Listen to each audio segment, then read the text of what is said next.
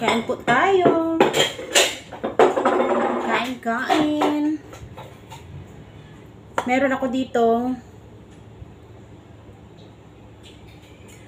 nilaga, okra at itong baggy beans. Tapos meron akong bagoong. Bagoong ang sausawan ko, tapos lalagyan ko lang ng suka.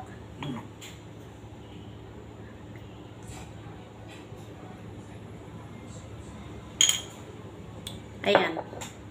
Fresh. Ito yung fresh na nilagyan lang baga ng vinegar. Nilagyan ng vinegar nila. Yung chinchalok. Tinatawag dito chinchalok. Tapos ako nilalagyan ko lang din ng suka siya.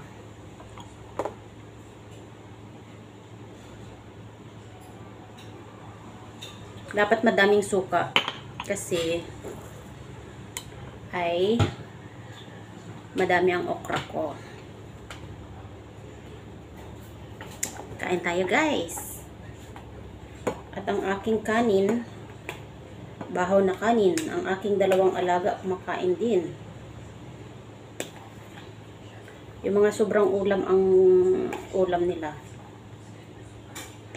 At ako, naglaga lang ako ng okra. At meron din pala dito beef stew. Kumuha ko konti kasi ay pag gusto ko ng parang medyo may lasa-lasa ng konti. Ayan. Thank you, Lord. Thank you po. Thank you, Lord. Thank you, Lord. Salamat. Kain tayo, guys.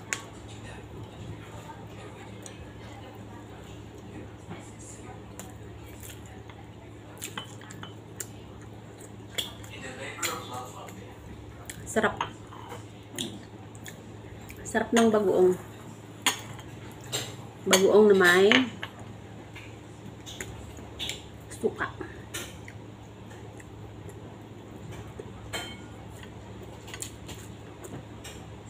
Kain tayo.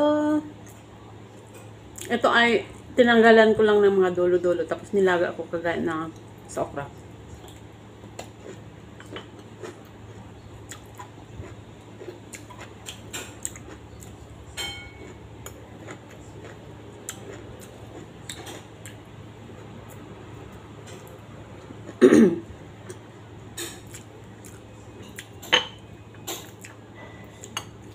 Yung okra ko hindi ko nilaga ng matagal.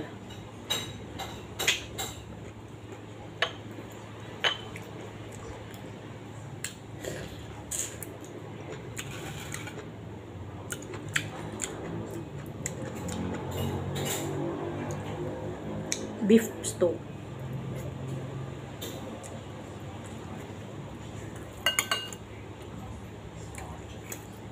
Ganito din yung ulam nila. Dalawa kong alaga. Oh, dumating ang isa. Kain. Joanne, you eaten? Ha?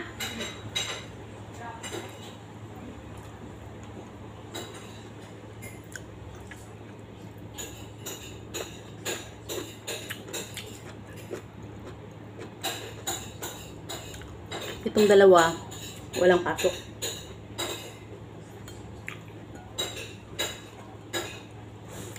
Si Payat lang may pasok.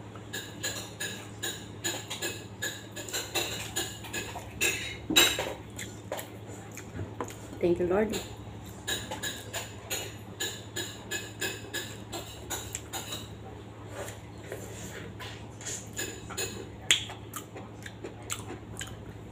Sarap ng suka.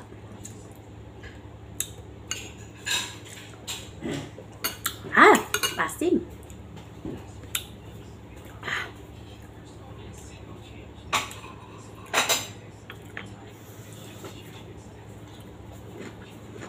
You have tuition, right? Yeah.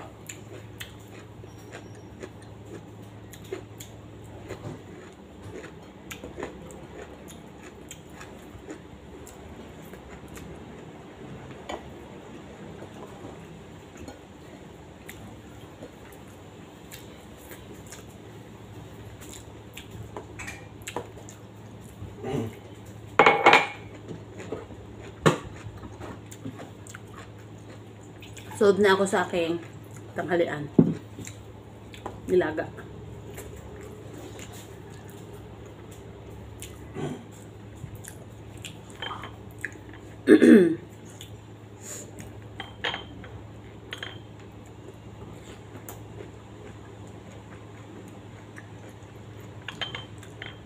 Half cook ko lang ang aking okra.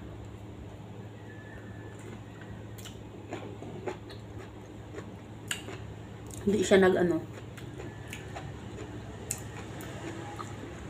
hindi siya nagdulas.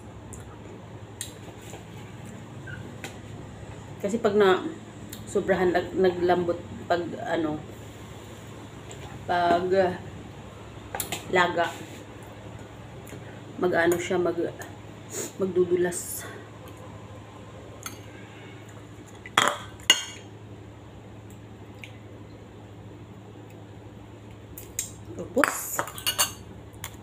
Ubos. Kain guys.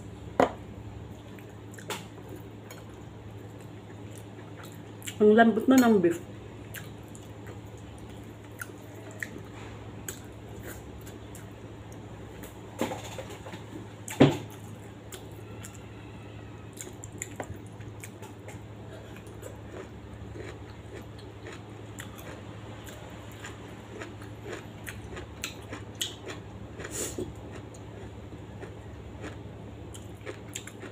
Hindi ko siya pinutol-putol.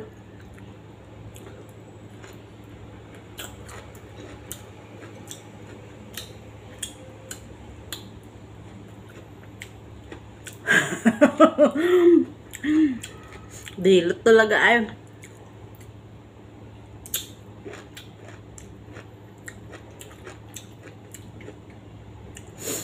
Masaya na ako pag ganito ang ulam ko.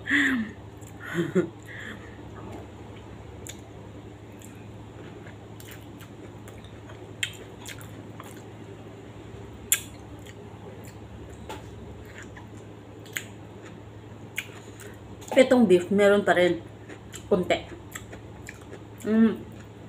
Medyo medyo madami-dami pa. Kasi 2 kilo yung niluto ko nakaraan. Yung isang gabi na pang dinner namin. Madami yun.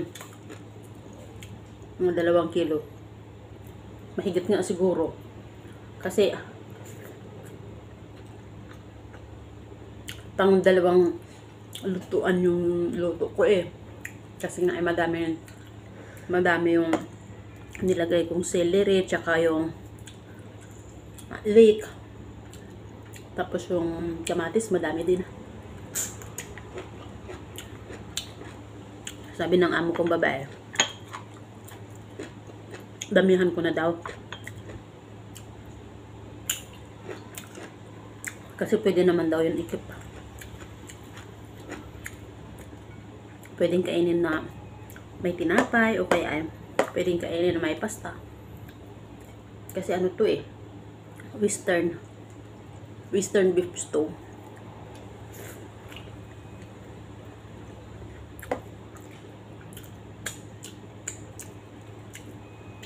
Wala na akong kanin. Nag-share kaming 3 dito sa sa bahaw. Ninit ko lang sa microwave. 3 kami kumain.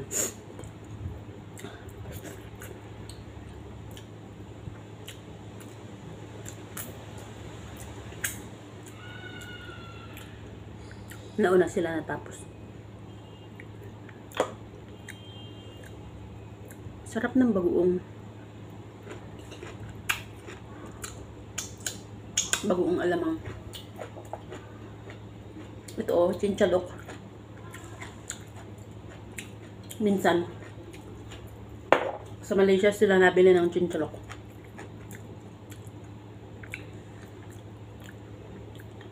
Mas masarap daw yun doon. Busog na ako.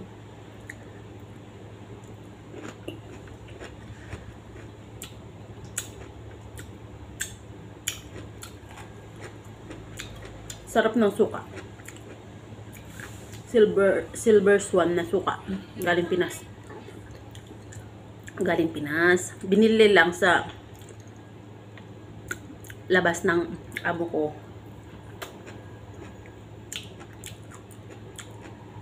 Kasi nagpabili ako ng suka na pang ano ko, pangbabad ko sa mga isda o kaya ay karning manok.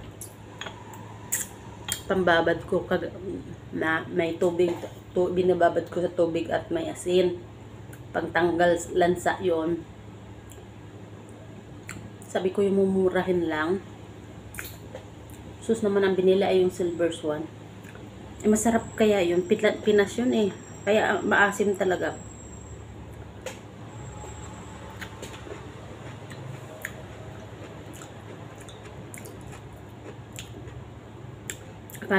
Akala niya pinang-ano ko lang.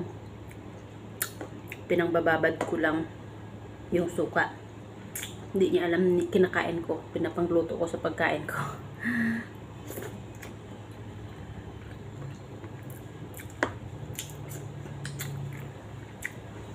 Gusto ko magkape, wala ng kape. Ubus na kanina. Sarap ng sauce.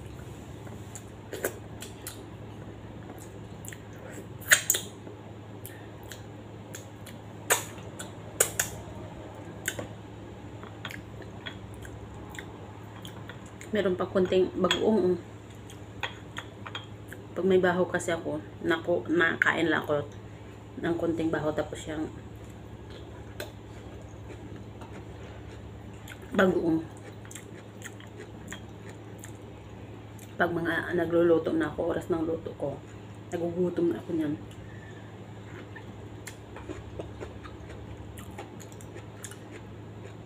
Kaso ubos na lahat ng baho.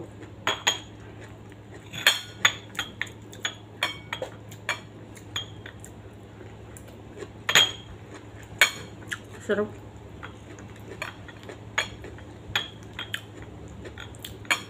Hinaf ko lang. 'Di ba nga itong okra nga ay biniblend ito, 'di ba?